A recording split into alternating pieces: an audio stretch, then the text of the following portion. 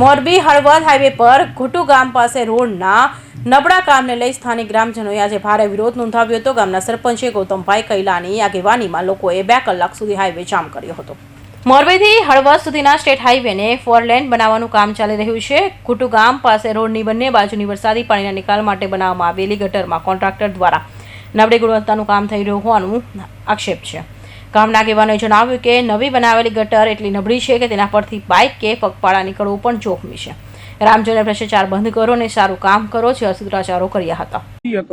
કે નબળી ગુણવત્તાવાળું કામકાજ, કારણ કે આજ 2 મહિના પહેલા ગટરમાં ખાડા પડી ગયા હતા, તૂટી ગઈ હતી ગટર। અમે કલેક્ટર સાહેબને, મામલતદાર સાહેબને, R&D વિભાગને બધાને આવેદનપત્ર આપ્યા હતા, છતાં તે પછી એ જે અમે આવેદન દીધું તે પછી 3 દિવસે જ્યાં RCC નાખ્યું હતું અહીંયા જ ગટર કાલ રાતે બેસી ગઈ છે અને નબળી ગુણવત્તાવાળું કામ થાય છે। તો એ તંત્રને ધ્યાન દોરવા માટેનું અમારું આ રોડ ચક્કાજામ કરવાનું કારણ મેન ચાલે છે। ક્યારે એના કોન્ટ્રાક્ટર, એના સુપરવાઇઝરો કોઈ દી હાજર રહેતા નથી, એના માણસો ઉપર જ હાલે છે।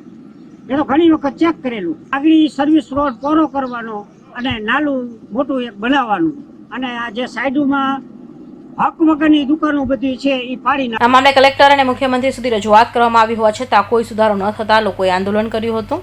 માર્ગ મકાન વિભાગના અધિકારીઓ તાત્કાલિક ઘટના સ્થળે પહોંચ્યા હતા અને ગુણવત્તાયુક્ત કામ કરવાની ખાતરી આપ્યા બાદ રસ્તો ખુલ્લો કરવામાં આવ્યો હતો। સરકાર દ્વારા રોડ નિર્માણ માટે કરોડો રૂપિયાનો ખર્ચ કરવામાં આવે છે, પરંતુ અધિકારીઓની બેદરકારી અને કોન્ટ્રાક્ટરની મનમાની કામગીરીને કારણે લોકોને ગુણવત્તાયુક્ત માળખાકીય સુવિધાઓનું વંચિત રહેવું પડે છે। કૌશિક પટેલનો report, Hind TV news, Surat.